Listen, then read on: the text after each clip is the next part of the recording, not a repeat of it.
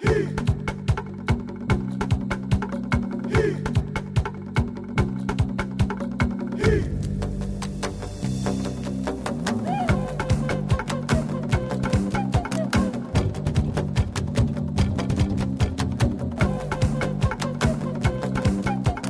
word tattoo is said to be the only Polynesian word in the English language, derived from tatau, meaning to mark or strike twice, a reference to the traditional method of applying the ink.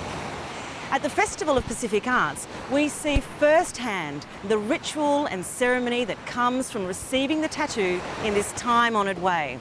And we witness the resurgence in this, one of the most ancient art forms on Earth.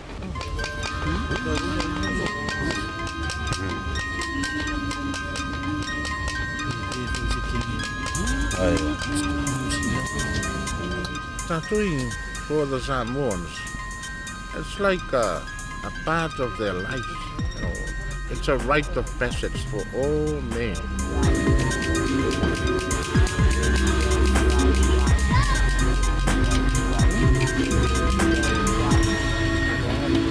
When a son is born into a family, the mother starts collecting the pigment, you know, the ink, until such a time that the parents decide to get him tattooed.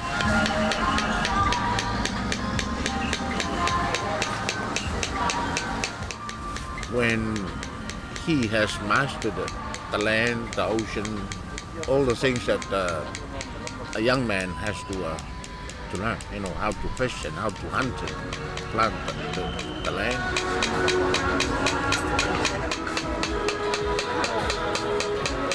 It's really a mark of service, you know. When he has mastered all these things, you know, and then they decided to give him a tattoo. For the men, it takes about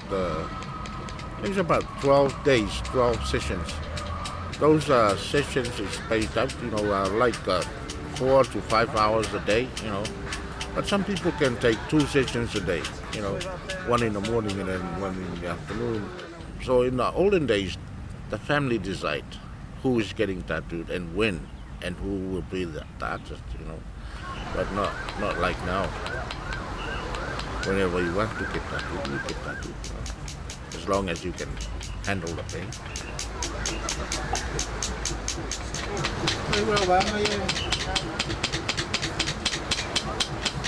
Every design stands for something in our culture. Like some designs represent the rank, you know, the status of the person in Samoa, you know, in our family and religious communities. You know. I bet most of the tattooists in the country, they all memorize the design. They all know the design, but I bet they don't know the meaning of each design.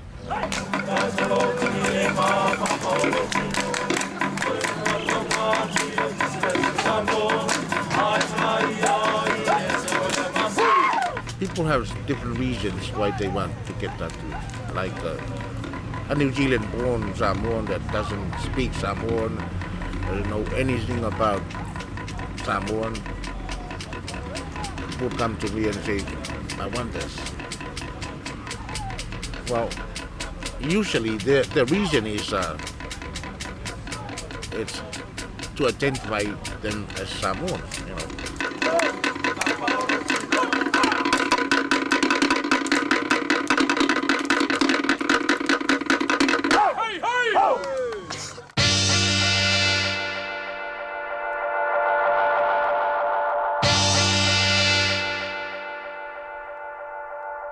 My name is Angekinui Francis. I'm from Solomon Islands. I'm from the renowned Bellona province in Solomon Islands. We call ourselves the Avaike.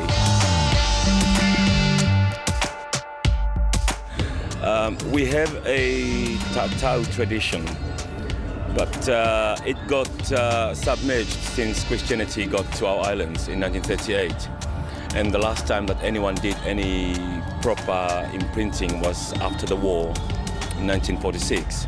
Since then, the whole tattooing thing in Reno and Bologna just got submerged, got pushed aside.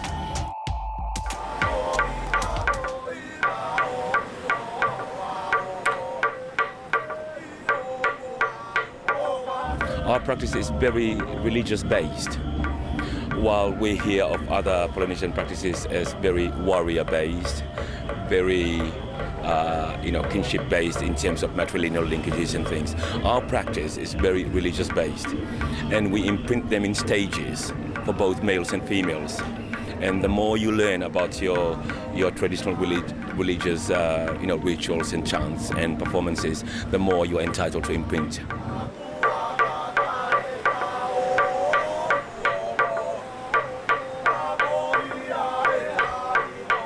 The rituals include opening up, religiously opening up a space for you to do imprinting in. The thing is that within our traditional religion, the full tatau is owned by our social god, and it is worn by our nature god. So when we imprint them, we have to seek proper permission from these gods, for us to wear them. That's one. And we also kind of ask them to be, present with us in our imprinting sessions.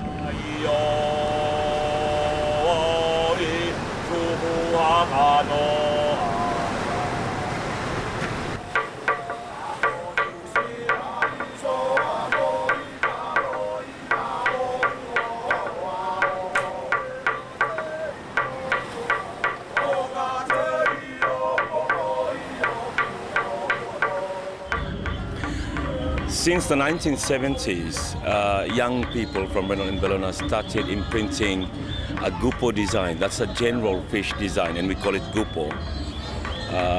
It was a rebellious thing on their part. This thing about the traditional imprinting among our young people is a cultural resurgence, something that started, from the 70s, but slowly developed.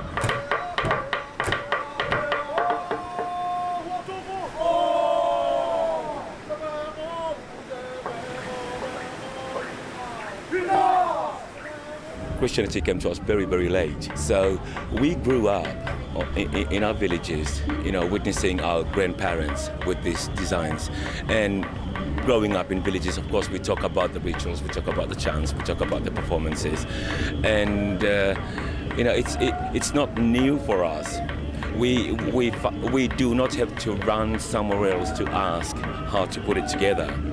We just needed to feel confident to put it together, but we knew the whole thing all along anyway.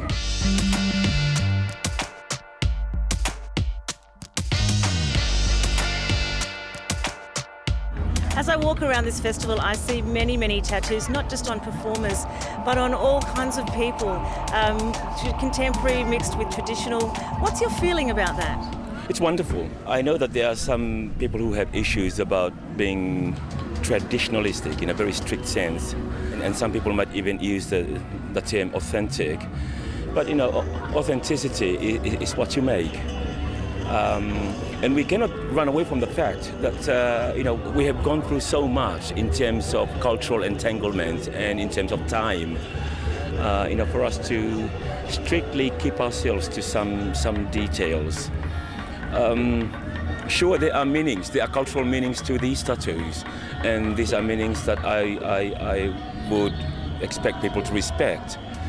But in terms of someone else who does not belong to a particular cultural group putting on a tattoo, that would be wonderful. That's spreading the news and spreading the enjoyment of wearing tattoo. And that's Pacific Pulse for today. Thanks for watching. And what's your Pacific story? Why don't you go to our website and share it with us? And I'll see you next time. Bye for now.